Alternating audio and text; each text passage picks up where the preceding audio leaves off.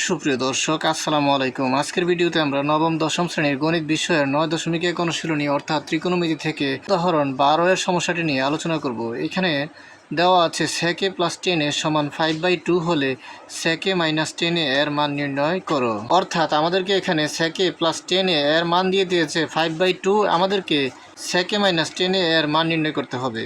তাহলে প্রথমে আমরা আমাদেরকে যে অংশটির মান দিয়ে দিয়েছে সেটি লিখে নেব।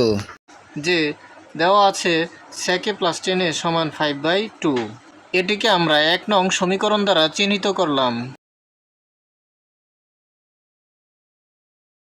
আর আমরা পাশাপাশি সূত্রের দ্বিতীয় সূত্রটি থেকে পাই sec² θ সমান 1 + tan² θ। এখানে a বসালে এখানেও a হবে, তাহলে হবে sec² a সমান 1 + tan² a। সেই হিসেবে আমরা লিখতে পারি, আমরা জানি sec² a সমান 1 + tan² a। আমরা যদি এই tan² a কে ডান পক্ষ থেকে বাম পক্ষে নিয়ে আসি তাহলে হবে sec² a - tan² a সমান 1। আর আমরা যদি মনে করি এটিকে a এবং এটিকে মনে করি b, তাহলে হবে a² - b²। আর a² - b² সমান আমরা জানি a + b × a - b।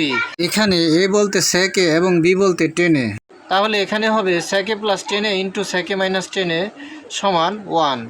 আর এখানে মান দেওয়া রয়েছে sec a + tan a সমান 5/2, তাহলে যেখানে sec a + tan a রয়েছে সেখানে আমরা বসাতে পারি 5/2 × sec a - tan a সমান 1।